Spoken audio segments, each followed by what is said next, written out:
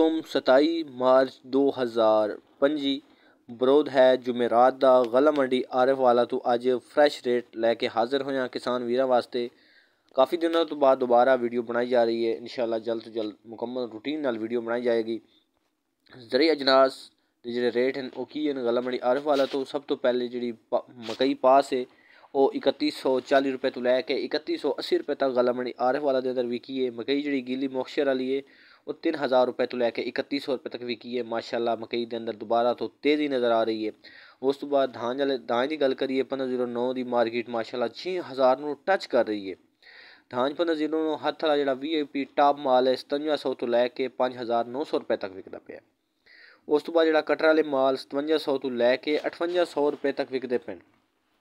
तो एवरेज जो कटर वाले माल है वो 5500 तो 5600 रुपये। केनात 1121 जो टॉप का माल है वो 5800 तो लैके 5900 रुपये तक विकता पे। उस तो बाद केनात 1121 एवरेज जो माल हैं 5600 तो 5700 रुपये तक विकते पे। इस तो बाद तिल जोड़े VIP जो टॉप क्लास के वो 12000 रुपये तो लैके 12500 रुपये तक विकते पे। सरों जी है नवी जी आई है खुशक जी है 5700 रुपये तो लैके 5900 रुपये तक, यानी कि अगर टॉप की खरी है तो 6000 रुपये तक विकती पई है। सरों जी न्यू है यानी दरम्याना मॉइस्चर वाली है वो 5500 तो लैके 5700 रुपये तक विकती पई है। जवार की गल करिए 6000 तो लैके 6450 रुपये तक विकी है। बाजरा 4000 तो लैके 4200 तक विकता पे है। पीली सरों जी वो 7000 तक विकी पई है। चंगी जी सरों पीली वो 7000 विकती पई है। कणक जी है वो 2800 तो लैके 2900 रुपये तक विकती पई है।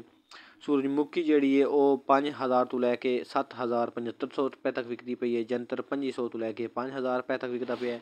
मूंगी की मार्केट जी 4500 तो लैके 10000 रुपये तक विकती पई है, यानी कि जिस तरह की क्वालिटी होगी उस तरह का रेट लगेगा। उस तो बाद मटरी 2500 तो लैके 4200 रुपये तक, समाग 7000 रुपये तो लैके 9500 रुपये तक।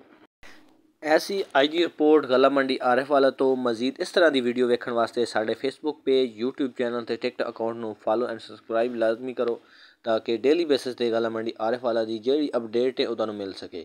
करीम बख्श कमीशन शॉप गला मंडी आरिफ वाला दुकान नंबर 5B ते अपने ज़रिए अजनास लैके मुनासिब कमीशन ते फरोख्त करवा सकते हो। मिलते हैं दोबारा एक नई वीडियो नाल। अल्लाह हाफिज़।